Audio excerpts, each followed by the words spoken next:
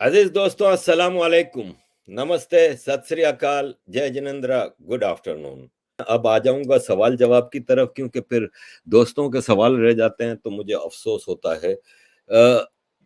अमित कर Singh ji, Arif sir, I have asked one question, why Pakistan unable control on hate speech मुल्ला, even in India they control on more control Hindu priest then मुल्ला। देखें, ये एक बड़ा serious issue है कि पाकिस्तान की बात करें तो पाकिस्तान में जियाउल हक के ज़माने से जिहादियों को, वैसे तो पाकिस्तान बनने के बाद ही मुल्ला पाकिस्तान आर्मी का सबसे बड़ा हथियार था। होता यह है कि एक आम मुसलमान है ना पाकिस्तान का, वो आप देखें ना तो जुम्मे के दिन वो मस्जिद में जाके नमाज पढ़ता है। वैसे भले ना 5 वक्त की नमाज ना पढ़ता हो, लेकिन जुम्मे की नमाज है ना, वो मस्जिद में जाके पढ़ता है। मैं जब छोटा था तब से, हालांकि उस वक्त इतना एक्सट्रीमिज्म नहीं था, तब भी हम जुम्मे की नमाज के लिए जब जाते थे घर वालों के प्रेशर पे, अक्सर तो मैं जुम्मे के टाइम पे घर से नमाज का बोल कर निकलता था और गली कूचों में घूमता रहता था। और हर मस्जिद का टाइम अलग है नमाज का। तो कभी मेरा मामू या चाचा सब उसी इलाके में रहते थे, रास्ते में मिल जाते, अरे तू नमाज के लिए नहीं किया? मैंने कहा मैं फला मस्जिद में पढ़ के आया हूँ, क्योंकि उसकी नमाज पहले हो जाती थी। तो वो मुझे ये तो नहीं कह सकता कि वापस पढ़ मेरे साथ, जुम्मे की नमाज आप एक बार पढ़ते हैं। लेकिन होता यह था कि मैं देखता था कि हर गली में एक मस्जिद है, और वो मस्जिद की सफ़ें बाहर गली में दूर दूर तक फैली होती थी, इतने लोग नमाज पढ़ते हैं। क्योंकि हर आदमी, तकरीबन 90% आदमी है ना, वो जुमे की नमाज मस्जिद में पढ़ते हैं। मस्जिद में नमाज से पहले खुतबा होता है जुम्मे के दिन, और खुतबे से भी आधे घंटे पहले मौलवी का लेक्चर होता है। क्योंकि जो इस्लामिक रिक्वायरमेंट जुम्मे की नमाज की है वो खुतबा है, लेकिन खुतबे से पहले कुछ करने की कोई रिवायत नहीं है। वो मौलवी का अपना खुतबा होता है, अपना हिसाब किताब होता है। अब सऊदी अरब जैसे स्ट्रिक्ट कंट्री में, उस वक्त जबकि सऊदी अरब बहुत एक्सट्रीमिस्ट था तब भी और आज भी, हर मस्जिद में एक ही खुतबा होता है। वो रॉयल फैमिली से आता है पास होके, और वो खुतबा हर मौलवी को दे दिया जाता है। वो मस्जिद में, सारी मस्जिदों में वही सेम खुतबा होता है, और उससे एक लफ्ज इधर उधर नहीं होता। लेकिन पाकिस्तान में हर मस्जिद का मौलवी आजाद है, और वो खुतबे से पहले जो आधे घंटे में आपको सुना रहा होता है ना, वो मोहम्मद बिन कासिम के किस्से सुना रहा होता है, वो खालिद बिन वलीद के किस्से सुना रहा होता है कि किस तरह इस्लाम के लोग घोड़ों पर बैठ के जाते थे और कुफार का कत्लेआम करते थे, कुफार की लड़कियों को लोंडियां बना के लाते थे। इस तरह के किस्से कहानियां सुनाता है वो हर उसमें। और कुफार में भी वो बात बता देता था कि उसमें जो अहले किताब है ना, अहले किताब अब्रामिक रिलीजन्स, ज्यूज और क्रिश्चियंस, वो फिर भी इतने खराब नहीं है। असल खराबी है ना, वो बुत परस्ती वालों में है, जो बुत की पूजा करते हैं। कौन है वो? हिंदू, बुद्धिस्ट, पारसी। क्योंकि पारसी भी आग की पूजा करते हैं। तो Abrahamic, end of the day God इनका सबका एक ही है, उसके खिलाफ नफरतें भरनी। तो मुल्ला को शुरू से लिबर्टी हासिल है।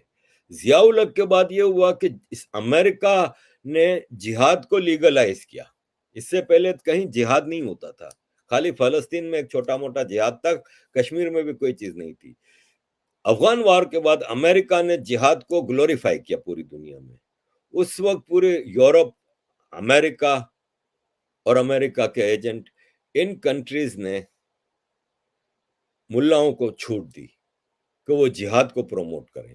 जिहाद मीन्स हेट स्पीच, तो उसकी लिबर्टी मिली।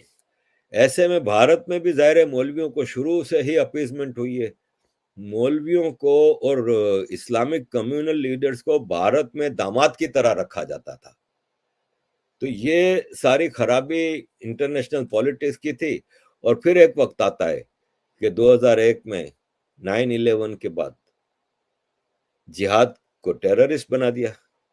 मुजाहिदीन जो दुनिया में सर आंखों पर बिठाए जाते थे, जिनको व्हाइट हाउस में प्रेसिडेंट रेगन सरकारी एजाज के साथ बुलाता था और मेहमान रखता था, वो फिर टेररिस्ट बन गए। अब वो टेररिस्ट बन गए तो फिर पाकिस्तान, इंडिया, बांग्लादेश, इस टाइप की स्टेट्स में उनको ग्लोरीफाई आज भी किया जाता है, उनको हेट स्पीच की खुली इजाजत है, लेकिन ये चीज सरकारी तौर पे रोकी जानी चाहिए। Amit Nayak ji, thank you very much. Arif ji, प्रणाम, सलाम from USA. I always wonder what a common man NRI can do staying with in rights. आपके दर्शन कैसे हो सकते हैं? You are the fearless real hero of many millions. Amit ji धन्यवाद। ये आप लोगों का ये प्यार और ये मान सम्मान है ना, ये मेरे लिए सबसे कीमती है। मैंने जिंदगी में कभी प्रॉपर्टी नहीं बनाई। मैं आज भी ये होता है कि यार मैं अपने बच्चों के लिए क्या छोड़ के जा रहा हूँ। इवन हर महीने हम तकलीफ में रहते हैं, और हर महीने मतलब मैं बता नहीं सकता, खैर। लेकिन मैंने ये जो कमाया है ना, मान सम्मान प्यार, आई वंडर, मैं कहता हूँ सबकी सब चीजों के आगे ये सबसे कीमती है मेरे लिए। और मैं इसको इतना वैल्यू करता हूँ कि मैं आपको बता नहीं सकता कि मुझे हर वक्त ये टेंशन होती है कि मैं कोई ऐसी बात ना कर दूं जो गलत हो। अब एक मिसाल है कि मैंने 3 दिन पहले पाकिस्तान के हवाले से एक वीडियो बनाई, और वो वीडियो थी कि बलूचिस्तान में एक आदमी है मोहम्मद खान मरी। उसने इल्जाम लगाया कि बलूचिस्तान का एक सरदार है अब्दुल अब्दुल रहमान खैतरान, और खैतरान की प्राइवेट जेलें हैं, और बलूचिस्तान का वो सरदार जो है वो एक मिनिस्टर भी है, प्रोविंशियल मिनिस्टर, और इसकी प्राइवेट जेलों में सैकड़ों लोग हैं। और वो मोहम्मद खान मरी ने कहा कि मेरी बीवी और मेरे 2 बेटे इसकी कैद में कई सालों से हैं, जिनसे ये बॉन्डेड लेबर करवाता है, और ऐसे हजारों लोगों को ये बॉन्डेड लेबर कराता है। अब मैं अपनी वीडियोस में आपको बता चुका हूं कि सिंध और बलूचिस्तान में जो सरकारी जागीरदार और सरदार है ना, सिंध के सारे जागीरदारों के पास प्राइवेट जेलें हैं, वहां पे बॉन्डेड लेबर होती है, ह्यूमन राइट्स वायोलेशन होती है। यही जो बलूचिस्तान के सरकारी सरदार हैं उनके साथ है। तो मैंने उस पर वीडियो बनाई। अच्छा, तो खबर आई कि एक कुएं में से, उधर खैतरान के इलाके के कुएं में से एक औरत और 2 लड़कों की लाश मिली है। तो फौरन पता चला कि अब्दुल रहमान खैतरान की बीवी है और 2 बेटे हैं। मैंने उस पर पूरी एक वीडियो बनाई, लेकिन जब, और मैंने वीडियो एडिटिंग करके अपलोड भी कर दी, और उस वक्त रात थी, तो मैंने कहा कि मैं खोलता दोपहर के 12 बजे हूँ इंडिया के टाइम, तो मैंने कहा 12 बजे खोलूंगा। लेकिन खोलने से पहले खबर आ गई कि उस मिनिस्टर को गिरफ्तार करके उसके छापा मारा गया उसके घर पे, तो उसकी प्राइवेट जेल से मोहम्मद खान मरी की बीवी और बेटे बरामद हुए। अब जो कुएं में से लाशें मिली थी वो उनकी नहीं थी, जबकि मैं वीडियो बना चुका था। वो मैंने वो वीडियो डिलीट कर दी, इसलिए कि मैं अपनी मेहनत की फिक्र नहीं थी मुझे। लेकिन मैंने कहा अब ये मैं खबर दिखा रहा हूं कि उसकी लाशें मिली हैं ये वो, लेकिन अब प्रूव हो चुका है कि वो तो जिंदा आ गए। तो मेरी कोशिश होती है कि मैं आपके सामने ऑथेंटिक चीजें रखा करूं।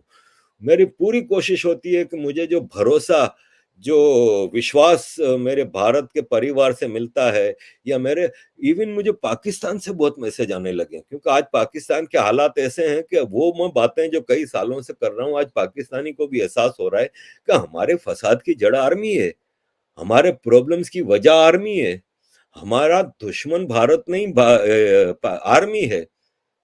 आपको कई वीडियोस मिलेंगी जिसमें पाकिस्तानी आज खुल के कह रहा है कि यार भारत के लोग खुश नसीब हैं कि उनको अच्छी लीडरशिप मिली, हमारे तो आर्मी ने हमारा चूना कर दिया। तो मेरी कोशिश होती है कि मैं उस भरोसे को, जो मुझे पाकिस्तान के कुछ लोग, भारत के लोग, पूरी दुनिया से लोग जो मुझे भरोसा कर रहे हैं, मैं उस मान का एहतराम रखूं और आपके सामने ऑथेंटिक चीजें लाऊं।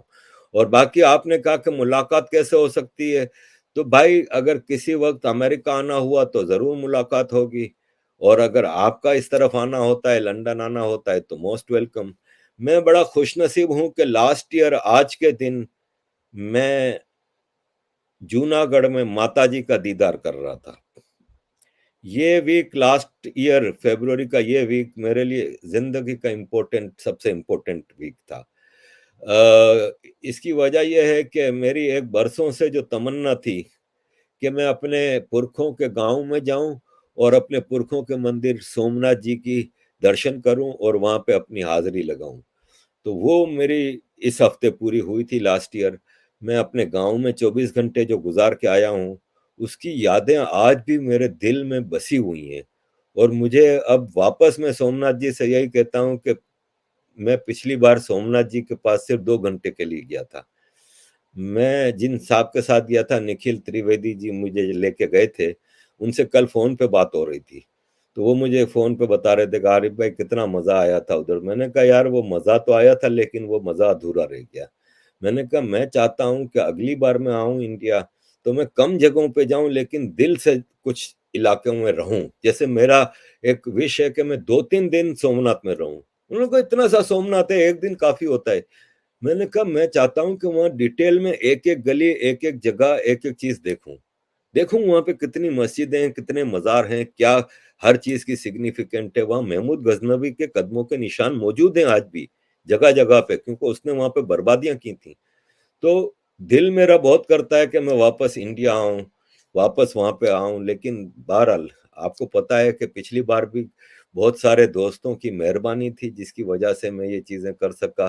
टोटली सब मुझे इंडियन लोगों ने उसमें वो किया था। सरकार की इसमें कोई मदद नहीं थी, सरकार ने तो वीजे में भी बहुत तकलीफ दी थी। लेकिन मेरे जयपुर का जो पूरा ट्रिप था वो राजस्थान का, वो जे आहूजा जी और डॉक्टर ओमेंद्रा रत्नू जी का स्पॉन्सर्ड था। उन्होंने सारे खर्चे किए मेरे रहने का, खाने पीने का, आने जाने का। गुजरात का जो ट्रिप था वो अमेरिका के कुछ गुजराती भाई हैं, उन्होंने पूरा खर्चा दिया था। और पुष्पेंद्र कुलशेस्त्र जी के जो असिस्टेंट है निखिल त्रिवेदी जी, वो मुंबई से आए थे और पूरे ट्रिप में मेरे साथ रहे थे। इसी तरह लखनऊ का जो था वो अवस्थी भाई हैं, उनका वो यूपी का पूरा ट्रिप था, वो मुझे मथुरा ले गए थे, वो मुझे अयोध्या ले गए थे। और दिल्ली का मेरा जो ट्रिप था, ये हमारा हिंद वालों ने मुझे दिल्ली में रहने की जगह दी थी और सारा कुछ। और टिकट जो मेरी थी इंडिया की, वो यहाँ के कुछ इंडियन दोस्तों ने करके दी थी। तो पूरा ट्रिप मेरी जेब से, तो मेरी तो औकात नहीं है भाई कि मैं यहाँ से लंदन से बाहर जाऊं, पेरिस जाऊं। इवन देखें कल जिनीवा में सेशन शुरू हो रहा है। ये साल का सबसे बड़ा सेशन होता है United Nations human rights council का। और मैं तो आपको पता है कि 94 से ये सेशन अटेंड कर रहा हूँ। और लास्ट ईयर भी मैं अपने खर्चे पे गया था। और वो खर्चा मुझे कई महीनों तक मेरे घर का बजट खराब हो गया था। वो 1,000-1,200 पाउंड का कम से कम हफ्ते का खर्चा है। अब कल सेशन शुरू हो रहा है तो मैं तो नहीं जा रहा। ये पहली बार है इतने अरसे में। कोविड के दौरान 2 साल हम नहीं गए थे, कोई भी नहीं गया था, सेशन ही नहीं हुआ था। लेकिन पहली बार है कि मैं नहीं जा रहा। मुझे दुख बहुत हो रहा है। सारे बलोच, सिंधी, पख्तून, कश्मीरी, पीओके के सब आ रहे हैं, सबके फोन आ रहे हैं, आरिफ भाई क्या प्रोग्राम है। मैंने कहा सॉरी भाई, मैं मेरी इतनी औकात नहीं है कि मैं ये खर्चे कर सकूं। तो भाई साहब, अमेरिका अगर मैं किसी ने बुलाया और कोई प्रोग्राम हुआ तो जरूर आऊंगा, तो आपसे मुलाकात होगी। आप लंदन आए तो अमित जी जरूर मुलाकात होगी, वरना जिंदा रहे तो कहीं ना कहीं तो मिलेंगे ही भाई। आदित्य बंसल जी धन्यवाद भाई, thank you very much. Karan ji, Karan Khatwani ji, thank you Karan भाई, नमस्कार, कैसे हैं sir? This Ukraine war is just small show, behind the scene something big is going on. De-dollarization is going in the world. America had pulled up the debate of the debt of 31 trillion. They want reset the dollar hegemony. हाँ, बात बिल्कुल आपकी सही है। मैं आपके सामने एक और चीज रख रहा हूँ, आपको अंदाजा हो जाएगा कि इस वक्त दुनिया को डिक्टेट कौन कर रहा है। ये दुनिया है ना, इस वक्त ये लोग हैं जो पूरी दुनिया के फैसले करते हैं, और हम लोग इनके एक तरह से गुलाम हैं। वो ये तो देखें अजीज दोस्तों,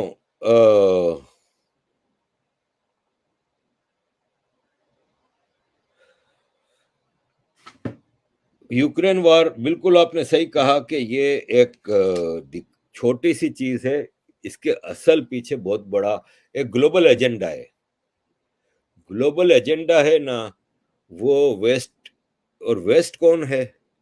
वेस्ट ये नहीं है कि हम दुनिया के नक्शे में देखते हैं तो कि जो लेफ्ट की साइड पे हैं, जो अमेरिका, यूरोप, वो वेस्ट है। वेस्ट एक आइडियोलॉजी का नाम है, इंपीरियलिस्टिक आइडियोलॉजी। इसका चीफ है अमेरिका। अब आप ये नक्शा देखें, इसमें जो ब्राउन कलर के हैं ना कंट्रीज, वो वेस्ट है। अमेरिका, कनाडा, फिर यूरोप आ जाता है, तुर्की तक पूरा यूरोप, फिर ऑस्ट्रेलिया, न्यूजीलैंड और जापान। बाकी पूरी दुनिया है ना, वो यूक्रेन वार में अमेरिका के साथ नहीं खड़ी, वोट छोड़ डाल देते हैं। लेकिन इनमें से कोई रशिया से बिजनेस खत्म नहीं कर रहा, चोरी छुपे सब बिजनेस कर रहे हैं, कोई रशिया को कंडेम नहीं कर रहा। ये वेस्ट है जो पूरी दुनिया में अपना एजेंडा रीस्ट्रक्चर कर रहा है, और उसके लिए एक वर्ल्ड वॉर की जरूरत है। देखें, वर्ल्ड वॉर टू से पहले की सिचुएशन ये थी कि इस वेस्ट के अलावा 90% कंट्रीज है ना, वो कॉलोनाइज थे।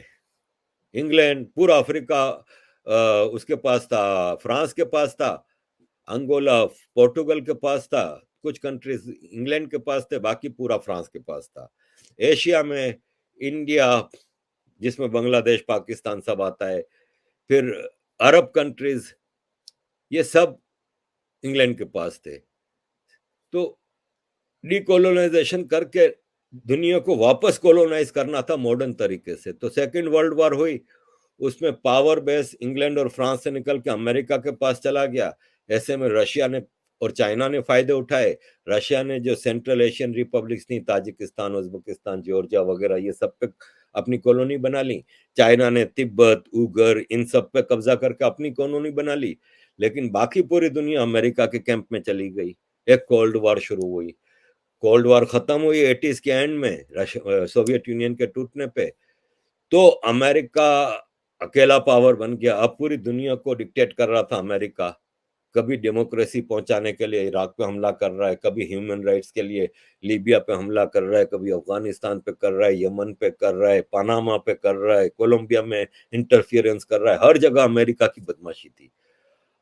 इस बदमाशी के दौरान अमेरिका से ये भूल चूक हो गई कि उसने चाइना को एक सुपर पावर बनने दिया, और रशिया को एक कंस्ट्रक्शन हुई रशिया की। और उसमें पुतिन ने, लीडरशिप का बड़ा कमाल होता है हर चीज में। जैसे भारत आज इतनी बड़ी पावर इसलिए बना है कि भारत के पास एक ऐसा लीडर है। तो रशिया बन गया सुपर पावर, चाइना बन गया सुपर पावर, इकोनॉमिक जायंट बन गया। अब अमेरिका को वापस एक वर्ल्ड ऑर्डर को रीस्ट्रक्चरिंग करनी है, उसके लिए चाहिए वर्ल्ड वॉर। उस वर्ल्ड वॉर का फायदा ये होगा अमेरिका को, अमेरिका ये समझता है, जैसे कि करण भाई ने बताया कि $31 ट्रिलियन का इसके ऊपर जो कर्जा है अमेरिका के ऊपर, वो खत्म हो जाएगा, गायब हो जाएगा। और अमेरिका का कॉरपोरेट सेक्टर इतना स्ट्रांग है कि उस जंगों में जो हथियार और चीजें चलेंगी और फिर फार्मास्यूटिकल चलेंगी, उससे अमेरिका की इनकम बढ़ेगी। और दुनिया में जो दो बड़ी पावर आ रही हैं, चाइना और रशिया, वो उस जंग में तबाह हो जाएंगी। अब एक यूक्रेन मिल गया रशिया के खिलाफ, एक ताइवान इन्होंने तैयार किया हुआ है चाइना के खिलाफ। ताइवान, चाइना और यूक्रेन, रशिया की स्टोरी सिमिलर है। यूक्रेन में आप हैरान होंगे कि ये जेलेंस्की है ना, ये नस्लन रशियन है, इसकी मदर टंग रशियन है। यूक्रेन में 70 to 80%, मुझे सही से याद नहीं, हो सकता है 90% लोग रशियन है। तो it's a part of Russia. ठीक है, रशिया उसकी आजादी को कबूल करता है, लेकिन एक रशियन है। अमेरिका के कहने पर रशिया अपने ही लोगों के साथ भिड़ गया मजबूरन। यही चीज चाइना है कि 1945 की जंग से पहले चाइना और ताइवान एक थे, और 45 की जंग अजीम जब खत्म हुई तो चाइना इंक्लूडिंग ताइवान पे रिपब्लिक ऑफ चाइना का नाम था, और वहां पे एक लिबरल सेक्युलर गवर्नमेंट थी।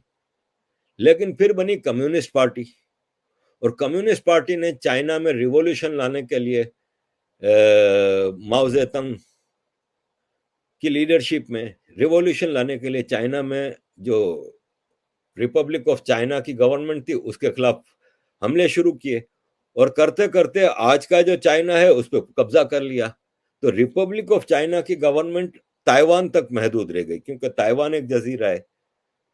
अब रिपब्लिक ऑफ चाइना एक्चुअली जो गवर्नमेंट थी वो ताइवान में है। कम्युनिस्ट पार्टी के टेररिस्टों ने पूरे चाइना पे कब्जा कर लिया।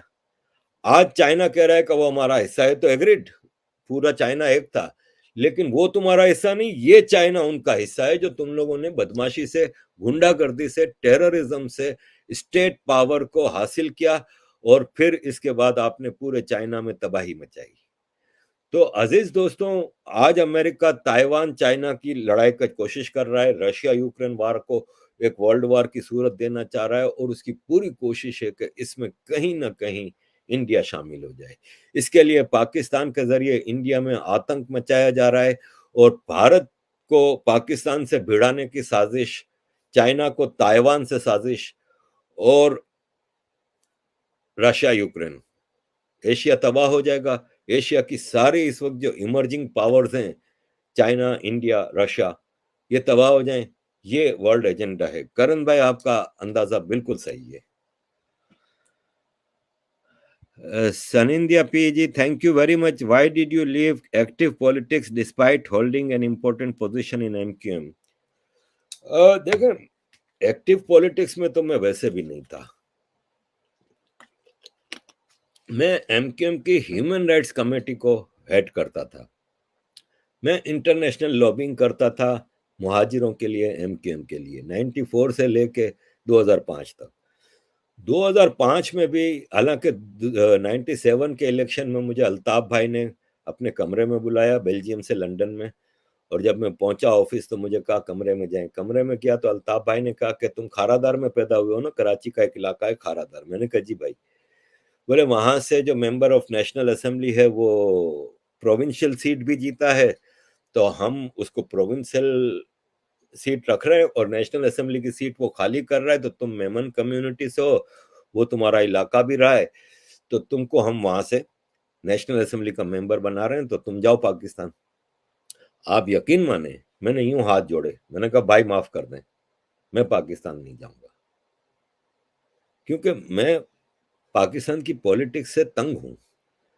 फिर 2002 के इलेक्शन हुए, अगेन ऐसी सिचुएशन आई कि हम जब मेंबर ऑफ नेशनल असेंबली और प्रोविंशियल असेंबली के लिए वोटिंग, वो इंटरव्यू कर रहे थे मुख्तलिफ कैंडिडेट्स के, तो मैं भी बेल्जियम से कई दिन के लिए लंदन आया था, तो फोन पे बैठ के हम सब काफी लोग बैठे थे मुख्तलिफ, मुझे हैदराबाद दिया गया कि हैदराबाद के लिए आप कुछ एमपीएस के इंटरव्यू करने, एमपीए के कैंडिडेट के लिए।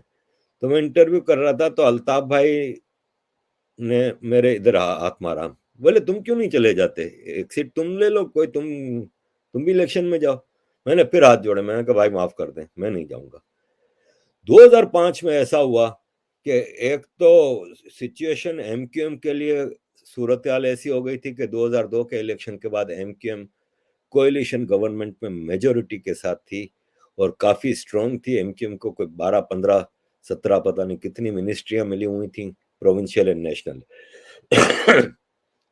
और मुशर्रफ के साथ जबरदस्त पार्टनरशिप चल रही थी। तो 2005 में मेरी फैमिली पाकिस्तान गई थी, और मैं जिनीवा सेशन अटेंड करने गया था। तो अगस्त सितंबर का सेशन था, तो मैं अटेंड कर रहा था सेशन। सेशन अटेंड करके मैं वापस लंदन पहुंचा। उस वक्त मेरा घर फ्रांस में था, मैं फ्रांस में रहता था। तो मैं लंदन पहुंचा, तो वहां पे मेरे बहनों ही पाकिस्तान में, उनसे मेरी फोन पे बात हो रही थी, तो उन्होंने कहा पाकिस्तान के हालात अच्छे हो गए तो आ जाओ, तुम इधर ही रहो, फिर फैमिली भी तुम्हारी यहाँ पे बहुत खुश है। तो वो तुम्हारी बीवी से बात हुई, तो वो भी कह रही है कि मेरा दिल तो नहीं करता कि उधर हम फ्रांस में हमारा कोई जानने वाला था नहीं, हम छोटे से शहर में रहते थे। तो अल्ताफ भाई ने उधर कहा ना कि कौन कौन मेयर बन के जाना चाह रहा है, यहाँ से कोई जाना चाह रहा है, तो फिर पता नहीं क्यों मैंने हाथ उठा लिया। उसकी मेन वजह यह थी कि मेयर इज नॉन पॉलिटिकल, और मेयर बनने के लिए आपको अपनी पॉलिटिकल पार्टी से रिजाइन करना पड़ता है, क्योंकि वो टोटली नॉन पॉलिटिकल पोस्ट होती है। तो मैं पाकिस्तान में भी 2 साल जो रहा ना, वो नॉन पॉलिटिकल पोजीशन पे रहा। उसमें मुझे पहली हिदायत अल्ताफ भाई के साथ की ये थी कि तुम अपने इलाके के लोगों का ख्याल रखना, अपने इलाके की तरक्की पे काम करना, उनके डेवलपमेंट के लिए हर तरह से काम करना। पार्टी की तुम्हारा काम नहीं है फिक्र करना, पार्टी को तुम बिल्कुल नहीं देखना कि पार्टी का कहाँ फायदा है कहाँ नुकसान है, ये हम सबको हिदायत थी अल्ताफ भाई की। तो वो नॉन पॉलिटिकल बेस पे मैं गया था। फिर मेरा वहां पे गुजारा नहीं हुआ, तो मैं 2 साल बाद जब वापस आया, तो मैं वापस आके सीधा जिनीवा में सेशन अटेंड करने, फिर आर्मी की माँ बहनी करने गया था। तो मैं पाकिस्तान की पॉलिटिक्स में नहीं रहा, ह्यूमन राइट्स के हवाले से शुरू से रहा है, और मैं पाकिस्तान की पॉलिटिक्स में पढ़ना भी नहीं चाह रहा। जहाँ इतनी एक आयरन लेडी बेनज़ीर भुट्टो नहीं सर्वाइव कर सकी, तो वहाँ पे सिर्फ आर्मी के बूथ चाटते हुए आप सर्वाइव कर सकते हैं, तो फिर मेरा गुज़ारा है नहीं। और फिर तो एमक्यूएम का भी जो हाल किया, और इसके बारे में मैं डिटेल में बता चुका हूँ कि किस तरह एमक्यूएम को तोड़ा गया और ये वो। तो नहीं, Pakistani politics is not my cup of tea. Amit Tripathi ji, thank you very much भाई, thank you very much. Sumukh ji, thank you भाई। सुमुख जी कैसे हैं? In 2003 world cup Pakistan had best bowling, still it was out. देखिए 2003, 2007, 99, ये तीन वर्ल्ड कप ऑस्ट्रेलिया की हेजेमनी थी पूरी दुनिया में। और 2003 में मेरा ख्याल है इंडिया था फाइनल में, या 2007 में था। 2003 में एक में श्रीलंका था, एक में इंडिया था। मेरा ख्याल है 2003 में इंडिया था फाइनल में। तो वो ऑस्ट्रेलिया बहुत स्ट्रांग थी, लगातार 3 वर्ल्ड कप भी जीती थी। और इससे पहले 96 के भी फाइनल में इन्हें ऑस्ट्रेलिया थी। फिर 2011 छोड़ के 2015 भी ऑस्ट्रेलिया। तो ऑस्ट्रेलिया की स्ट्रेंथ बहुत वो थी। फिर दुनिया में कई एमर्जिंग पावर्स थी क्रिकेट में, जिसमें इंडिया, श्रीलंका, तो और south Africa. South Africa world cup के हवाले से हमेशा एक अनलकी साबित हुई है, वरना साउथ अफ्रीका हमेशा एक स्ट्रॉन्ग कंटेंडर रहा है। तो एक मुकाबला होता है, और ये फिर लिमिटेड ओवर की गेम में है ना, यू नेवर नो। T20 का सबसे बड़ा मेला आईपीएल में लगता है इंडिया में, लेकिन कितने साल हो गए इंडिया ने पहला T20 वर्ल्ड कप जीता था 2007 का, इसके बाद से तो नहीं जीत सका ना। तो इसमें ग्राउंड पे ऑन द मैच डे क्या होता है, ये इंपॉर्टेंट होता है। कोई मैच के उस दिन बड़ी सेंचुरी कर जाए T20 में, अब एक खिलाड़ी के बल पे पूरा मैच खत्म हो जाता है फिर। तो ये एक प्लेयर का गेम होता है, इसमें टेस्ट क्रिकेट की तरह आप वो नहीं कर सकते। SR ji, thank you very much. Arif भाई नमस्कार, you are a genuine being, lots love to you. I am sure through our Modi ji, Shah ji, and Yogi ji, Bharat will declared as Sanatan Desh. Looking forward the new natural justice that Pakistan will disappear into pieces soon. Ji SR भाई बिल्कुल ऐसा ही है। और देखें, भारत के लिए जरूरी है हिंदू राष्ट्र बनना, सनातन राष्ट्र बनना। और ये सिखिज्म, बुद्धिज्म, जैनिज्म, ये सब सनातन के पार्ट एंड पार्सल हैं, और ये सब सनातन के बच्चे हैं। इसमें बड़ा बच्चा हिंदू है, लेकिन बाकी भी उसके सगे बच्चे हैं। तो भारत का सनातन देश बनना भारत के लिए तो बहुत ही अच्छा होगा, बाकी दुनिया के लिए भी बहुत अच्छा होगा। आप लाख कहें कि अमेरिका सेक्युलर है, इंग्लैंड सेक्युलर है, ये क्रिश्चियन देश है, ये क्रिश्चियन देश है। इसकी वाज़ेह मिसाल है कि इस इंग्लैंड के house of Lord, her country में दो हाउस होते हैं ना, एक पार्लियामेंट होती है और एक सेनेट होती है। आपके यहाँ राज्यसभा है, लोकसभा है। तो आपकी जो राज्यसभा है, हमारे यहाँ हाउस ऑफ लॉर्ड है इंग्लैंड में। हाउस ऑफ लॉर्ड में 18 member of house of lords, जिनको लॉर्ड कहा जाता है, 18 लॉर्ड्स इलेक्ट नहीं होते, डायरेक्ट चर्च की तरफ से अपॉइंट होते हैं।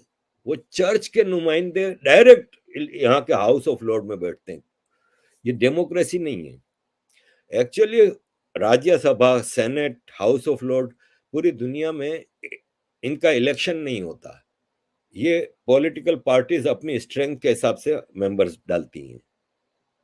लेकिन यहाँ पे इंग्लैंड में भी यही है, लेकिन 18 या 20 मेंबर, मुझे सही से याद नहीं, मैंने एक वीडियो लगाई थी एक यहाँ की बहुत बड़ी ह्यूमन राइट्स एक्टिविस्ट की, उसने बताया था कि 18 या 20 डायरेक्ट चर्च से अपॉइंट होते हैं।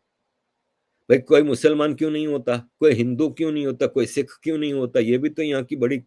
और कोई प्रोटेस्टेंट या दूसरे क्यों नहीं होते, कैथोलिक सारे, या यहाँ पे पता नहीं कौन सा वो है। तो कहने का मतलब ये है कि क्रिश्चियन देश हुआ कि नहीं हुआ।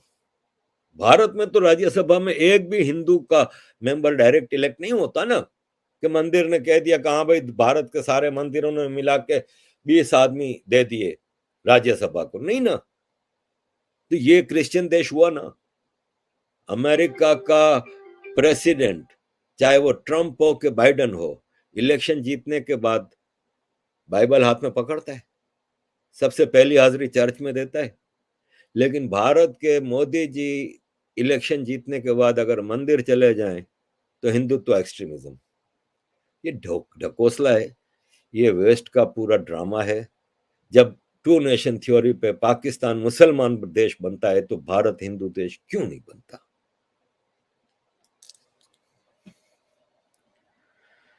Rahul Sinha ji, thank you sir. Manish Sisodia has been arrested by CBI.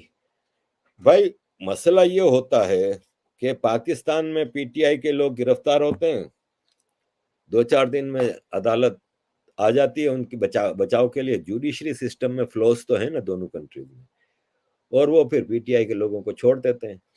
Bharat में भी मेरा ख्याल है मनीष सिसोदिया तो पहले भी गिरफ्तार हुआ है। ऐसे कई लोग, कई नेता गिरफ्तार होते हैं, वापस छूट जाते हैं।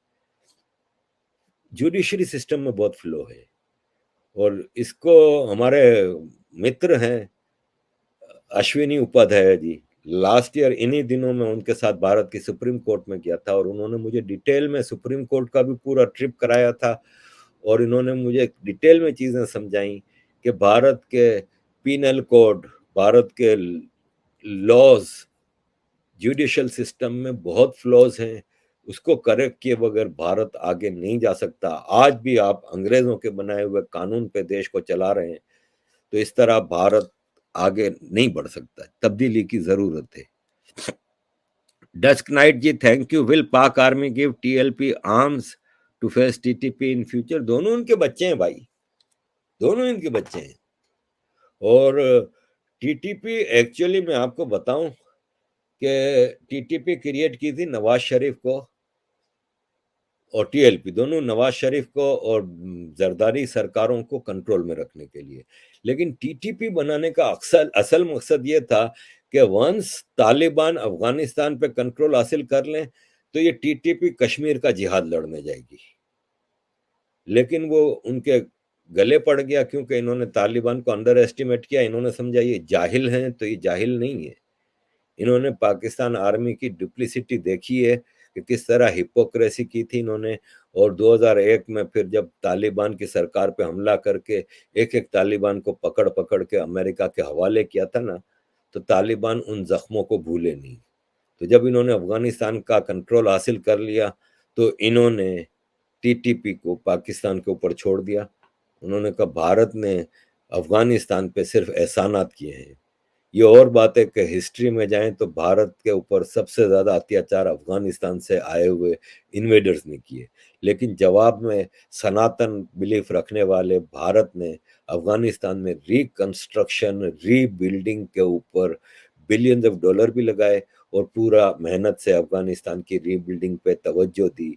तो भारत को वापस अफगानिस्तान की तालिबान सरकार ने दावत दी कि आप अपने प्रोजेक्ट्स अफगानिस्तान में पूरे करें, जो 500 प्रोजेक्ट हैं। और अफगानिस्तान की टीटीपी जो है वो पाकिस्तान पे छोड़ दी कि इन सालों को सबक सिखाओ। करण भाई धन्यवाद। नमस्ते sir. Pak on the verge of collapse but no collapsing any reason, looks like someone behind is hold Pak. भाई आपसे किसने कहा कि कोलैप्स नहीं कर गया? श्रीलंका की शराफत थी कि उन्होंने ऐलान कर दिया था, ये ऐलान नहीं कर रहे। भाई कोलैप्स किसको कहते हैं? मैंने अभी डिटेल में शुरू में बताया था करण भाई कि पाकिस्तान ने इंपोर्ट रोकी हुई है, एलसी बंद की हुई है, आपका सारा इकोनॉमी इंपोर्ट पे है, आपका गंदुम दालें तक इंपोर्ट हो रही हैं। इस एग्रीकल्चर बेस्ड सोसाइटी की एक्सपोर्ट होती थी एक जमाने में गंदुम और दालें, आज वो भी इंपोर्ट हो रही हैं। आपने इंपोर्ट बंद की हुई है, तो कैसे चलेगा? अब एक मिसाल है कि मेरा घर है, अब मेरे पास हर महीने एक पेमेंट्स की लिस्ट होती है, वो सारे बिल भरने हैं, सारी चीजें हैं, किराया देना है, सब कुछ है। अब अगर मैं 3 महीने ये चीजें ना करूं खर्चे, और मैं कहूं कि नहीं मैं नहीं कर रहा, तो मैं कोलैप्स कर ही गया हूं, क्योंकि मेरे 3 महीने के सारे खर्चे सर पे हैं। अब मेरी इलेक्ट्रिसिटी किसी दिन कट जाएगी क्योंकि मैंने 3 महीने का बिल नहीं भरा, मालिक मकान अदालत से नोटिस लेके आके मुझे घर से निकाल देगा। तो यही पाकिस्तान की सूरत हाल है। पाकिस्तान कोलैप्स कर चुका है, पाकिस्तान के पास कुछ भी नहीं है, और जैसे तैसे संभाल के बैठा हुआ है अभी तक कि मामला ज्यादा कंट्रोल में आ जाए, लेकिन आने वाले नहीं है। जो चीज महीने 2 महीने की लगती थी वो 4-5 महीने 6 महीने लगा ले। 2023 आप पाकिस्तान को तबाह होते हुए देखेंगे हर हालत में। सुमुख जी धन्यवाद। Any chance of having programme with Gaurav ji again? Gaurav ji से मैंने रिक्वेस्ट नहीं की है, क्योंकि गौरव जी के पास मैंने पिछले साल की थी कुछ 1-2 बार उनसे रिक्वेस्ट, तो उन्होंने कहा था मैं फारिग होकर आपसे कांटेक्ट करूंगा। फिर देखिए किसी आदमी के, उनके पास आपको पता है मसरूफियात बहुत होती हैं। गौरव भाई हुए, पुष्पेंद्र कुलशेस्त्र जी हुए, ये लोग ग्राउंड पे भी बहुत काम कर रहे होते हैं। फिर प्रोग्राम वगैरह भी, तो किसी को डिस्टर्ब करना एक हद तक अच्छा लगता है, तो मैंने उनसे रिक्वेस्ट नहीं की काफी अरसे से। किसी दिन बात होगी तो मैं करूंगा। वैभव सिंह हैं जो मुझे यूट्यूब पे लाए थे, और उनके 2 चैनल हैं, डिफेंसिव ऑफेंस और डियो पॉलिटिक्स। ये वैभव सिंह से मेरी कल परसों में बात हुई थी, तो उन्होंने कहा है कि 1-2 दिन में वो मुझे इंटरव्यू देंगे। Pratesh Rawat ji, sir what future of Pak army? Default के बाद भी ये बनी रहेगी, and if Pak will divide in 4 part then how army divided? It's not easy, I mean what is army role after all? देखें 2-3 चीजें हैं, मैं हमेशा रियलिटी के ऊपर बात करता हूँ, जज्बात पे नहीं करता। पहली बात तो ये कि आर्मी की तो डिवीजन होगी नहीं, आर्मी तो मेजोरिटी पंजाबी है, तो जाहिर है जो पंजाबी आर्मी है वो पंजाब में ही रहेगी। अब पाकिस्तान के 4 टुकड़े होते हैं कि नहीं ये देखना है। बलोचिस्तान और केपी के तो अलग होंगे ही होंगे, ये बात तो तय है। और उसमें जो पख्तून आर्मी के ऑफिसर्स हैं वो जाहिर है केपी के साथ जाएंगे। अब केपी के क्या होता है कि वो अफगानिस्तान के साथ मिलकर ग्रेटर अफगानिस्तान बनाते हैं, कि अपना आज़ाद पख्तूनिस्तान बनाते हैं। बलूचिस्तान तो आज़ाद होगा। सिंध का केस डिफिकल्ट है। सिंध में जो छोटे मोटे नेशनलिस्ट फोर्सेस हैं ना, वो बाहर बैठ के सिंध में मूवमेंट चला रही हैं। सिंध में इनके जलसे जुलूस होते हैं तो वर्कर्स आते हैं, कोई मेजर लीडर इस वक्त सिंध में मौजूद नहीं है। सिंध की जो पॉलिटिकल लीडरशिप है वो सारे जागीरदार हैं, वो सारे आर्मी के एजेंट हैं, और आर्मी की कोशिश होगी कि पाकिस्तान को टूटता देख के सिंध और पंजाब को कायम रखें और इसको पाकिस्तान बना दें। वो और डेंजरस होगा, इसलिए कि सिंध है ना, वो सोने की चिड़िया है। सिंध के रिसोर्सेस पे पाकिस्तान आर्मी पूरा खेल खेलती है। तो बलूचिस्तान और पख्तूनख्वान अलग हो जाते हैं तो पाकिस्तान आर्मी के लिए वो 2 इलाकों से अपनी जान छूट जाएगी, जहाँ पे इनकी मेजर इस वक्त आर्मी की खर्चे भी हैं, ऑपरेशन भी हैं, मसले भी हैं। सिंध बहुत हद तक पाकिस्तान का गुलाम है, पंजाबी फौज का गुलाम है। मुहाजिर पंजाबी आर्मी के पक्के एजेंट हैं।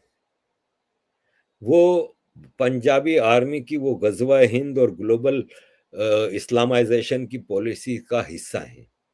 और सिंधी, आम सिंधी बेशक नहीं है, आम सिंधी पंजाब से नफरत करता है, लेकिन आम सिंधी अपने जागीरदार का गुलाम है। तो ए वेरी डिफिकल्ट सिनारियो। अगर सिंध और पंजाब मिला के बाकी पाकिस्तान बच जाता है ना, तो वो मोर डेंजरस होगा। उनके पास फिर बलोचिस्तान पख्तून अलग हो जाएगा तो कोई मसले नहीं होंगे, और फिर वो लग के फिर अपने एंटी इंडिया एजेंडे पे चलेंगे, तो it will be very dangerous. Kalyan गुशेद जी, कल्याण भाई कैसे हैं? Sir, how many budget expenditures of ISI? Because already the illegally income from black markets, drugs trafficking, extortion and kidnapping. ISI funded the Khalistan movement from long time. जी बिल्कुल। और ISI की funding का कोई हिसाब किताब नहीं है भाई। ISI की फंडिंग का कोई हिसाब किताब नहीं। जैसे कि आपने कहा कि ऑलरेडी ये जो black marketing, drugs trafficking, extortion, kidnapping, इन सब चीजों से पैसा कमाते हैं। इसके अलावा बड़ा बजट है इनका भाई। तो एक आपको खबर आई थी 2-3 साल पहले कि एक गजट आया था पाकिस्तान गवर्नमेंट का नोटिफिकेशन, कि आइंदा से जितने भी सरकारी ऑफिसर हैं ब्यूरोक्रेसी के, वो आईएसआई में इंटरव्यू देंगे, फिर अपॉइंट होंगे। और जो करंट ऑलरेडी जो ऑफिसर्स हैं, उनकी ट्रांसफर और पोस्टिंग आईएसआई के इंटरव्यू से बगैर नहीं होगी।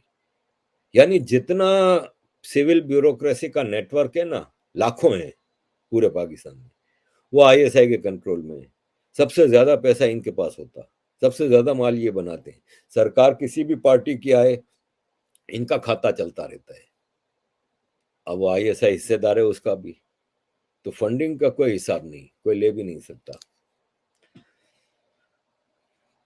Mahesh Narayan ji, thank you. आरिफ भाई, पाकिस्तान अभी ऑलमोस्ट दिवालिया हो चुका है। अब इस वक्त फौज के कमाई का जरिया क्या है? Looks like they are still making millions. जी भाई, फौज का तो जरिया है ना। आप ये देखें ना कि बजट तो ले रहे हैं, ये बजट तो पूरा ले रहे हैं। इसके अलावा सिक्योरिटी के नाम पे जो ऑपरेशन कर रहे हैं, उसका प्रोविंशियल गवर्नमेंट से बजट ले रहे हैं, बिल आ जाता है। मामूली मिसाल दे लेना कि पीएसएल हो रहा है, पाकिस्तान सुपर लीग क्रिकेट की। अव्वल तो कोई इसकी तरफ ध्यान भी नहीं दे रहा, किसी को पता भी नहीं कि हो भी रही है कि नहीं। उसकी सिक्योरिटी आप देखें ना, तो आप हैरान रह जाएंगे कि अमेरिका का सदर की भी इतनी सिक्योरिटी नहीं होती, उस पर खर्चे आते हैं। तो पीएसएल है ना, पंजाब और कराची में मैचेस थे, तो कराची के मैचेस हो रहे थे, मेरा ख्याल है आज कल में खत्म हो गए, अब पंजाब की तरफ। तो कई दिनों से खबर आ रही थी कि पंजाब की गवर्नमेंट ने 50 अरब रुपया मांगा है सिक्योरिटी के लिए पीसीबी से, पाकिस्तान क्रिकेट बोर्ड से। 50 अरब रुपया।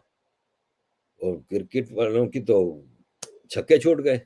50 करोड़ रुपया या 50 अरब, सॉरी, 50 करोड़ भी हो सकता है, मुझे सही से फिगर याद नहीं। तो ऐलान हुआ कि भाई हम फिर सारे मैच कराची में कराएंगे, पंजाब में नहीं कराएंगे। और फिर कल रात को ये फैसला हुआ, नजम सेठी ने ये ट्वीट की कि पंजाब के इस वक्त केयर टेकर चीफ मिनिस्टर हैं, उन्होंने इंटरफियर किया है और उन्होंने हमारी मदद की है, तो अब लाहौर और रावलपिंडी में मैचेस होंगे। कौन ले रहा है ये सिक्योरिटी? के पंजाब गवर्नमेंट ने आर्मी के कमांडोज और ये वो को सिक्योरिटी पे लगाया, तो वो बजट आर्मी के लिए मांगा जा रहा है। तो इनके माल बनाने के रास्ते बहुत हैं भाई। ऐसी सर, पाकिस्तान के फॉर्मर एम्बेसडर अब्दुल बासित के ऊपर एक प्रोग्राम करें या कुछ बताएं, हमेशा भारत के खिलाफ जहर उगलता रहता है। जी अब्दुल बासित क्या, आप किसी भी एक्स डिप्लोमेट को ले लें, किसी भी एक्स आर्मी मैन को ले लें, इनका काम ही यही है। इनका काम, इनको दिहाड़ी मिलती है भाई। ये शुरू से एक तो एजेंट रहे, दूसरा जितना आर्मी के बूट चाटेंगे आगे चल के उनको उसका फायदा होगा। मैं 96 में जब जिनीवा में एक सेशन अटेंड करने गया था ना, तो कैफेटेरिया में बैठा था, तो मैं कॉफी पी रहा था और वो मेरी स्पीच का टाइम होने वाला था, तो स्पीच देख रहा था मैं। तो एक साहब आके सामने बैठ गए, फिर मुझे कहते हैं कि आरिफ साहब कैसे हैं? तो मैंने कहा जी ठीक हूँ। मैंने कहा आप? बोले मैं मसूद खान हूँ, वॉशिंगटन में पाकिस्तान कौंसल का डायरेक्टर हूँ। मैं कहा अच्छा भाई, मैं समझ गया कि पाकिस्तान वाला आया है साला। तो मुझे समझाने लगा कि इस तरह आप पाकिस्तान के खिलाफ ना करें, ये वो, खैर बात खत्म हो गई। यही मसूद खान जब अपनी सर्विसेज पूरी करके रिटायर होता है, तो ये चाइना में भी पाकिस्तान का एम्बेसडर लगा, ये शायद भारत में भी पाकिस्तान का एम्बेसडर लगा, ये यूनाइटेड नेशंस में भी पाकिस्तान का परमानेंट रिप्रेजेंटेटिव लगा, और अब पीओके का प्रेसिडेंट है। दिहाड़ी चल रही है इसकी, रिटायर होने के बाद भी। तो इन लोगों की कोशिश होती है, जो ब्यूरोक्रेट्स होते हैं या एम्बेसडर्स लेवल के लोग, ये दिहाड़ी इनकी लगी रहे तो वो बूट चाटते रहते हैं। इनका काम ही यही है, ऐसे लोगों को यही करना होता है। Sreejith Menon, Pranam sir, Pranam ji. Nowadays there is a growing culture of Indian ex-Muslim community on YouTube. Do you think they will bring positive impact and change in the mindset of Muslim society? नहीं, मेरा नहीं ख्याल कोई इतना फर्क पड़ेगा। जाहिर है, ये तो खैर हर आदमी को आज़ादी होनी चाहिए कि वो किस मजहब से या किस बिलीफ पे वो रहे। ये तो यूनाइटेड नेशंस का चार्टर ऑफ ह्यूमन राइट्स भी इजाजत देता है। सिर्फ एक मुसलमान इजाजत नहीं देता कि आपने इस्लाम छोड़ा तो सर तन से जुदा। तो इनका हक है बिल्कुल एक्स मुस्लिम होना, लेकिन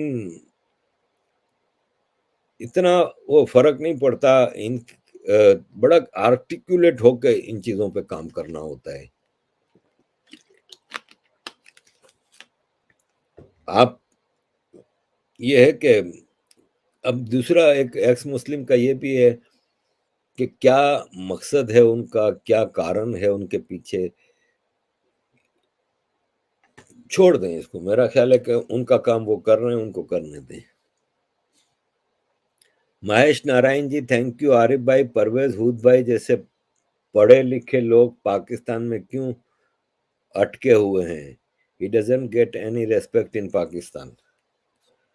कई लोग हैं ऐसे, हजारों हैं, लाखों हैं, और शायद करोड़ों भी आज के दौर में हो गए हों, जो पाकिस्तान की जो पॉलिटिकल इन्वायरमेंट है, जो सोशल इन्वायरमेंट है, इसके खिलाफ बात करते हैं।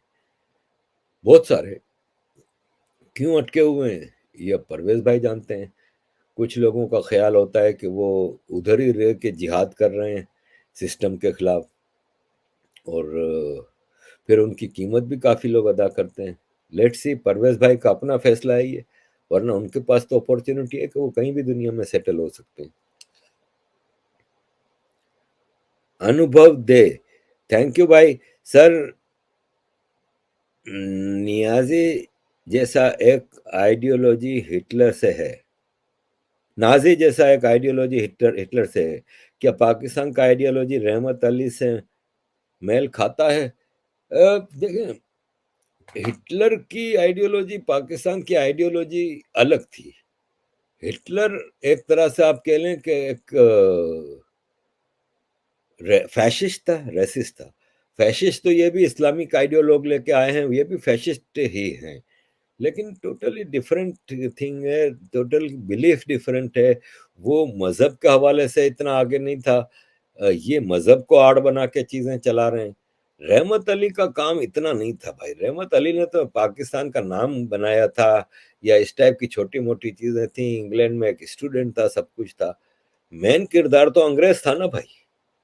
ये सब अंग्रेज के एजेंट थे ना। जिन्ना हुआ, लियाकत अली हुआ, या रहमत अली हुआ, ये जितने थे ये अंग्रेज के एजेंट थे। असल तो आइडियोलॉग, असल से पॉलिसी तो ब्रिटिश सरकार की थी उस वक्त की, और इसमें ये एजेंट बने, और उसमें कांग्रेस भी आपकी बराबर एजेंट थी। पाकिस्तान का आइडिया खाली रहमत अली या मुस्लिम लीग का नहीं था। पाकिस्तान का आइडिया को प्रमोट कांग्रेस ने भी किया। कांग्रेस को क्या ऐसी कयामत आई थी कि पाकिस्तान का आइडिया एक्सेप्ट कर लिया? खून खराबे से बचने के लिए तो खून खराबा तो हुआ ना। मिलियंस ऑफ लोग मारे गए दोनों तरफ से, मिलियंस ऑफ लोगों का घर तबाह हुआ दोनों तरफ से, माइग्रेशन हुई। शायद इंडिया एक आजाद होता है भले 4 साल बाद हो जाता, लेकिन जिन्ना को बहुत जल्दी थी। एक तो क्योंकि वो मरने वाला था, उसको पता था कि उसको टीबी है, और दूसरा भारत भी नेताजी से खौफ खा रहा था, कांग्रेस के। नेताजी जिस स्पीड से जा रहे थे, तो उनको यह था कि नेताजी कहीं टेक ओवर ना कर ले पूरा आजाद हिंदुस्तान। तो इन्होंने भी जल्दबाजी में सब चीजें अंग्रेजों की कबूल कर ली। तो ये अंग्रेजों की एक साजिश थी, जिसका एक आदमी का काम नहीं था भाई। पाकिस्तान आजाद होने के बाद भी गांधी जी ने जो व्रत रखा था, मौन क्या होता है, अ, अ, भूख हड़ताल जो की थी, मरते दम तक, वो क्यों थी? कि पाकिस्तान का हिस्सा दो भाई। क्यों दो भाई? एक तो आपका घर तोड़ के ले गए, आपके लोग ले गए, आपकी आर्मी आधी ले गए, आपकी ब्यूरोक्रेसी ले गए, अब पैसे भी दो। क्यों दो? लेकिन ये सब कांग्रेस ने पाकिस्तान को सस्टेन करवाया ना। ना करते, आपके कश्मीर में जो हुआ, क्यों आपने मुकाबला नहीं किया, तो खैर लंबी कहानी है, लेकिन बहरहाल थैंक यू ऐसी भाई, God bless you. Baseline: This critical time, why Foreign Minister Pakistan Bilawal Bhutto went to Libya? Is there any nuclear conspiracy? नहीं, लीबिया तो इस वक्त तबाह हाल है। लीबिया पे तो अमेरिका का कंट्रोल हो गया ना भाई, अब अमेरिका ने उनको इस काबिल ही नहीं छोड़ा कि वो कुछ कर सकें। और न्यूक्लियर का इंटरनेशनल एटॉमिक एनर्जी एसोसिएशन का डायरेक्टर तो पाकिस्तान आया था अभी लास्ट वीक, 2 हफ्ते पहले। वो तो वहां पे ठोक बजा के चीजें करके गया, और एक खबर आ रही है कि पाकिस्तान को बेल आउट करने के लिए न्यूक्लियर डीवेपनाइजेशन हो सकता है, जिसपे पाकिस्तान के लाल टोपी जैद हमीद और इस तरह के कई लोग, साद रिजवी और ये सब के इंटरनेशनल मार्केट में बेचो न्यूक्लियर वेपन, आपको अरबों डॉलर मिल जाएंगे। आप कितनी दुनिया के अमीर मुल्क हैं जैसे सऊदी अरब है, ईरान है, इन सबको बेचो। तो अमेरिका ने उस पर काफी कंट्रोल में रखी हैं चीजें, और पाकिस्तान का बाप भी नहीं बेच सकता।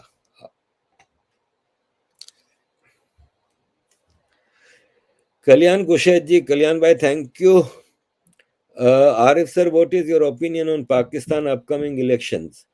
Because Pakistan military already tested all of the political parties by their own terms. What will be their next move to bring a puppet? देखें, दो तीन चीजें हैं। एक तो ये कि पाकिस्तान में इस वक्त पंजाब और केपी असेंबलीज टूट चुकी हैं केयरटेकर गवर्नमेंट से, और कॉन्स्टिट्यूशन ऑफ पाकिस्तान कहता है कि 90 दिन के अंदर ये इलेक्शंस, री इलेक्शन होने चाहिए जहाँ पे केयरटेकर सेटअप हो, और 90 दिन अप्रैल में हो जाएंगे। अभी तक इलेक्शन की डेट भी अनाउंस नहीं हुई। तो ये अगर इलेक्शन होते हैं तो डिपेंड्स कि कौन जीतता है। पाकिस्तान में बेशक ये कहा जा रहा है कि पीटीआई इस वक्त स्वीप कर जाएगी, ये वो। पीटीआई के पास कैंडिडेट्स नहीं है। पीटीआई अभी तक जो बाई इलेक्शन जितने जीती है उसमें सब में इमरान खान खुद खड़ा होता है। अभी 8 सीटों पे इलेक्शन हुए थे, 8 के 8 पे इमरान खान खड़ा हुआ था, जिसमें से 7 जीता था। तो अल्टीमेटली एंड पे तो एक ही सीट रख सकेगा ना, बाकी खाली करनी पड़ेंगी ना भाई। तो कैंडिडेट इमरान खान क्या, पाकिस्तान में एक चलो सपोज लाइकिंग हो सकती है कि लोग इसको पसंद कर रहे हैं, ये वो, बाकी कैंडिडेट्स कहां से लाओगे? तो पहला तो ये है। तो ये केयरटेकर सेटअप में जो बाई इलेक्शन होंगे उसका तो समझ में आता है कि कोई भी जीत सकता है। जनरल इलेक्शन नहीं होने, कोई चांस ही नहीं है। इसलिए और बाई इलेक्शन भी मुझे तो होते नजर नहीं आ रहे। अरबों रुपए का खर्चा होता है बाई इलेक्शन पे, ये इलेक्शंस पे। पंजाब केपी के भी बाई इलेक्शन का मतलब ये होता है कि 60-70% पाकिस्तान है ये। कहां से पैसा लाएंगे ये? सिस्टम पूरा ठप हो जाएगा। तो एक केयरटेकर गवर्नमेंट चलती रहेगी। कॉन्स्टिट्यूशनल अगर कोई अड़चन आई तो फिर obviously technocrat martial law is the only way. Maruti Kamath ji, धन्यवाद। सर, हम रेगुलरली सुनते हैं कि पाकिस्तान में माइनर एज लड़कियों को फोर्स कन्वर्जन करके शादी करवा देते हैं। How this racket works? परसों भी एक हुआ, और वो नाम मैं भूल रहा हूँ, कश नाम मैं भूल रहा हूँ लड़की का। उसको अगवा किया, रेप किया, फोर्सफुली कन्वर्ट किया और शादी की रेपिस्ट के साथ। उसके माँ बाप एफआईआर कटवाने गए कि ये अंडर एज लड़की है। According to constitution of Pakistan ना वो मजहब चेंज कर सकती है, ना वो शादी कर सकती है, और सबसे बड़ी बात यह कि वो लड़की खुद कह रही है कि मुझे जबरन मेरा मजहब चेंज कराया गया है बाय फोर्स। एफआईआर नहीं कटी, नहीं काटी उन्होंने एफआईआर। एफआईआर काटेंगे तो सारे मौलवी अब मदरसे से बंदे ला के थाने का घेराव कर लेंगे, थानेदार का कत्ल कर देंगे, सरतन से जुदा कर देंगे। क्योंकि बाय फोर्स ही सही, जिसने इस्लाम कबूल कर लिया वो इस्लाम से खारिज नहीं हो सकता। उस लड़की के लोगों ने, मतलब फैमिली ने और कई सौ हिंदू बरादरी ने प्रोटेस्ट किया पुलिस स्टेशन के सामने, कहा आप एफआईआर तक हमारी दर्ज नहीं करते। तो नहीं कर सकते, ना कोई जज इनके लिए पॉजिटिव फैसला दे सकता है, ना कोई पुलिस इनके खिलाफ एफआईआर काट सकता है, क्योंकि इनको खतरा होता है कि वो मॉब एंड वो कंट्रोल हासिल कर लेगा। अब आते हैं कि इसके पीछे क्या सिस्टम है। तो देखें, इसके पीछे सिस्टम ये है कि एक मदरसा है, सपोज सिंध में ये खास तौर पे बहुत ज्यादा है। वो मदरसे में मौलवी है ना, बच्चों का रेप करता है, लड़कों का। और वो बच्चा छोटी एज से मौलवी के हाथों रेप हो रहा होता है, मौलवी के घर के काम कर रहा होता है, मदरसे की सफाइयां कर रहा होता है, गुलामी की जिंदगी बसर कर रहा होता है, तंग आया हुआ होता है। और रेप में भी आपको पता है आजकल सेक्स के कितने गंदे गंदे तरीके हैं, वो सब उस लड़के पे, क्योंकि वो गुलाम होता है, गुलाम के ऊपर आप हर चीज कर सकते हैं। अब वो लड़का थोड़ा बड़ा होता है, 16 17 साल 18 साल। अब उसको जो लेक्चर देना होता है ना, जब, तो वो तो इस्लामिक होता है ना लेक्चर, तो लेक्चर देना होता है ना, तो उसमें ये बताता है जन्नत के नक्शे, 72 हूरें, ये वो। अब जन्नत में जाने के तरीके बताता है। और जाने जाने के तरीके ये होते हैं कि आपने किसी को मुसलमान कर लिया, किसी काफिर को मुसलमान कर लिया, तो आपके लिए जन्नत के दरवाजे खुल गए। तो वो फिर कहता है कि यार, मैं इलाके की हिंदू लड़कियों को ताड़ो। अब वो हिंदू लड़की को फंसा के, अगवा करके, फंसा से मतलब अगवा करता है बाय फोर्स अपने दूसरे स्टूडेंट्स के साथ मिलके, और फिर उसका रेप करता है, और फिर उसके साथ निकाह करता है और उसको मुसलमान करता है। अब उसके दो फायदे हैं। एक तो ये कि जन्नत का दरवाजा खुल गया, दूसरा ये कि लाइफ लॉन्ग एक गुलाम मिल गई। क्योंकि एक मेरी एक मिसाल है, मैं लड़का हूं, मेरी अगर शादी होगी, मेरे पेरेंट्स कराएंगे, तो अरेंज मैरिज होगी ना, सामने फैमिली होगी, इधर फैमिली होगी। कल को उस लड़की को मैं तकलीफ दूंगा तो उसकी फैमिली आएगी, उस लड़की के साथ खड़ी होगी। लेकिन यहाँ पे तो आपने लड़की को मुसलमान कर दिया, तो उसके हिंदू खानदान से आपने इसको काट दिया। अब उससे आप मुलाकात भी नहीं करवा सकते उसकी, वो लड़की अपनी फैमिली से मिल भी नहीं सकती। तो उसको आप कितना भी उस पर जुल्म करें, उसके पीछे खड़ा होने वाला कोई नहीं। तो आपको लाइफ लॉन्ग एक स्लेव, एक सेक्स स्लेव मिल जाता है। उसके साथ आप जो चाहे करें, आप उसके ऑर्गन्स बेचें, आप उसको धंधा करवाएं, आप कुछ भी करें, आपको रोक टोक करने वाला कोई नहीं। तो ये बेसिक फायदे हैं। तो ये सिस्टम इस तरह चलता है। जायेश भट्ट जी, धन्यवाद भाई।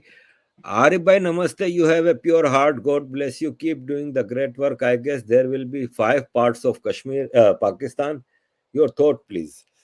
लॉजिकली तो 4 पार्ट होते हैं, पांचवा पार्ट आप अगर पीओ के गिलगित बल्तिस्तान कह रहे हैं, तो वो तो भारत का ही है ना, तो वो तो भारत के साथ जाएगा।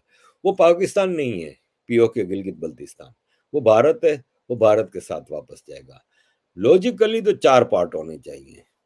लेकिन जैसे कभी मैंने थोड़ी देर पहले बताया था कि केपी बलूचिस्तान तो अलग होंगे ही होंगे, ये तो कंफर्म है। सिंध के लिए एक लंबा आग और खून का दरिया है। सिंध में अव्वल तो जागीरदारों का और मुहाजिरों का इतना स्ट्रॉन्ग अलायंस है पंजाबी आर्मी के साथ, कि सिंध में चीजें अभी तक वो लेवल पे जा नहीं सकी। छोटे मोटे प्रोटेस्ट हो जाने, छोटे मोटे जलसे हो जाने, या इंटरनेशनल लेवल पे और सोशल मीडिया पे मूवमेंट चलना, ठीक है, सिंधु देश की मूवमेंट बहुत अच्छी है। लेकिन बगैर लड़े तो नहीं होगा ना। तो कहाँ कहाँ है लड़ने वाली फोर्स? ज्यादातर सिंधी जागीरदार के कंट्रोल में, कब्जे में, सताए हुए हैं। और ज्यादातर मुहाजिर हिंदू दुश्मनी और पंजाबी आर्मी की दोस्ती में खुश हैं। तो लड़ेगा कौन? उसके लिए एक भारत को, सिंधु देश की मूवमेंट को सपोर्ट करना होगा। और बाकायदा भारत के सरकारी तौर पे ना भी हो, तो भारत में हजारों लाखों सिंधी हैं। वो चाहें तो हम सिंध में बहुत कुछ कर सकते हैं। आज़ादी के लिए हम एक मूवमेंट चला सकते हैं। तो लेट्स सी, अगर कहीं से कुछ सपोर्ट हुई तो ग्राउंड पे कुछ होगा, वरना तो कुछ भी नहीं होगा। और सिंध गुलाम बन जाएगा अगर पंजाब का, और एक पाकिस्तान, रिमेनिंग पाकिस्तान सिंध पंजाब के तौर पे रहेगा। वो भारत के लिए और बड़ा खतरा होगा, क्योंकि झंझट से आज़ाद होगा, पख्तूनों को उनका जगह मिल जाएगी, वो ख़त्म पाकिस्तान से, फिर उनको कोई मसला नहीं होगा पंजाबी आर्मी से, बलोचों का हो जाएगा आज़ाद, तो इनके वो खर्चे भी उधर से कम हो जाएंगे, और ये रिमेनिंग पाकिस्तान के सारी फोर्सेस फिर इधर लगा देंगे भारत के ऊपर। संजय गुप्ता जी धन्यवाद भाई, संजय भाई। वैभव मुजुमदार जी धन्यवाद भाई। Sir why don't NRI Pakistani get together and protest against the पाक आर्मी? जी प्रोटेस्ट तो होते रहते हैं ना, सिंधियों के प्रोटेस्ट अभी लास्ट संडे को हुआ था, बलोचों के प्रोटेस्ट होते रहते हैं, पख्तूनों के प्रोटेस्ट होते रहते हैं, माइनॉरिटीज के प्रोटेस्ट होते रहते हैं। हाँ, यूनाइटेड नहीं है। सिंधी बलोच थोड़ा बहुत आप कह सकते हैं कि यूनाइटेड होते हैं। अब ये कल से जिनीवा में सेशन शुरू हो रहा है ना, होंगे प्रोटेस्ट, और वहां पे आपको यूनिटी नजर आएगी। सिंधियों के प्रोटेस्ट में बलोच भी होंगे, पख्तून भी होंगे, पीओके के कश्मीरी भी होंगे। यही सारे लोग बलोच प्रोटेस्ट में भी होते हैं, पख्तून प्रोटेस्ट में भी होते हैं। मोरलेस ये वहां पे यूनाइटेड एफर्ट चलाते हैं, लेकिन 50-100 लोग होते हैं वहां पे।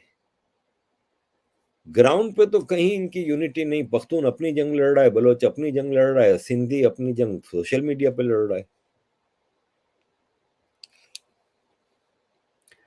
हर्ष श्री जी, सर आज एक कश्मीरी पंडित को मार दिया गया फिर से, क्या इंडियन आर्मी का फेलियर है और टेररिस्ट ने टारगेट और तरीका बदल दिया है? देखें, एक इंडिविजुअल को मारना आसान होता है, उसमें फेलियर आप नहीं कह सकते। कश्मीर को आप अगर जो आज से 5-10 साल पहले तक की सूरत हाल थी उससे कंपेयर ना करें। पहले तो रोज की बुनियाद पे कत्लेआम हो रहे थे, अब कभी कभी किसी इंडिविजुअल का हो जाता है। तो अब ये तो नहीं है ना कि भारत की आर्मी एक एक आदमी के पीछे 4-4 गार्ड लगाएगी। तो ये पाकिस्तान ने कश्मीर पॉलिसी छोड़ नहीं दी है भाई। अभी 2 हफ्ते पहले कश्मीर से कोई टनों के हिसाब से हथियार मिले हैं। क्या खालिस्तान खाली पाकिस्तान की पॉलिसी रह गई है? नहीं, कश्मीर में भी पाकिस्तान की सारी वो चल रही है। तो इसको आप फेलियर नहीं कह सकते। नंबर 2 ये कि कश्मीर में राहुल गांधी और प्रियंका गांधी ने अभी स्कीइंग की, सारा पूरे कश्मीर में खुलेआम घूमे फिरे, तो वहां पे टूरिज्म खुल गया है। तो इक्का दुक्का कत्ल तो क्या आंध्रा में नहीं होते, क्या केरला में नहीं होते, क्या महाराष्ट्र में नहीं होते? हर जगह होते हैं, लंदन में भी होते हैं। तो कई महीनों बाद अगर कोई एक हिंदू मारा जाता है कश्मीर में, तो इसको आप फेलियर नहीं कह सकते। नरेंद्र नाथ जी धन्यवाद भाई।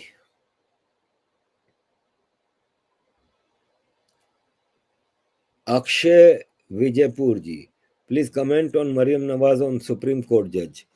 देखो, मरियम नवाज ने बात तो गलत नहीं की है। पाकिस्तान के जजेस तो कैंगरू कोर्ट्स के जजेस हैं ना साले, कोई जज तो नहीं है। अरबों रुपए के मालिक कैसे बन जाते हैं ये सब जजेस? मेरा सवाल ये है कि पाकिस्तान का एक ब्रिगेडियर, एक कैप्टन लेवल का, एक मेजर लेवल का ऑफिसर अरबों डॉलर्स का भी मालिक है। भारत में एक 5 स्टार 4 स्टार जनरल नहीं है इतने पैसों का मालिक, क्यों भाई? इसी तरह पाकिस्तान के जितने भी जजेस हैं रिटायर्ड और करंट, वो अरबों रुपए और कुछ अरबों डॉलर के मालिक हैं। तो भारत के जजेस तो बेचारे आज भी आम जिंदगी गुजार रहे होते हैं, भारत में ही रह रहे होते हैं, आम घरों में रह रहे होते हैं। तो साले चोर तो हैं। मरियम ने बिल्कुल सही कहा है। वो 5 लोगों की तस्वीरें लगाई थी अपने स्टेज पे कि ये पाकिस्तान की बर्बादी के जिम्मेदार हैं, जिसमें 4 जजेस थे और एक फैज हमीद था। तो बात मरियम ने सही कही है। अभी मोहन जी, महोदय जी, by when will Bharat retake POGB and POJK? भाई अब ज्योतिषी तो मैं हूं नहीं कि मैं बता सकूं। एक प्रेडिक्शन ही है, मेरा दिल कहता है, और जज्बात से हटके भी अगर मैं प्रैक्टिकली चीजों को देखूं, ठीक 1 साल बाद चीजें मुख्तलिफ होंगी। 2024 इज द ईयर कि पीओ के जीबी भारत को वापस मिल जाएंगे, और ये काम 2024 के इलेक्शन से पहले होगा। Mystic, RFJ, in case of a default and civil unrest in Pakistan, will China go ahead and claim Gwadar port? And how will it impact India's security? Also, will this claim work for China? देखिए, claim से मतलब अगर आप ये कहते हैं कि China उसको अपने कंट्री का हिस्सा बना लेगा, कॉलोनी बना लेगा, तो नहीं। ग्वादर आज भी चाइना के कंट्रोल में है। ग्वादर की पोर्ट चाइना को एक कॉन्ट्रैक्ट के तहत दी गई है, तो किसी भी सूरत में वो चाइना के पास ही कंट्रोल रहेगा उसका, और वो है।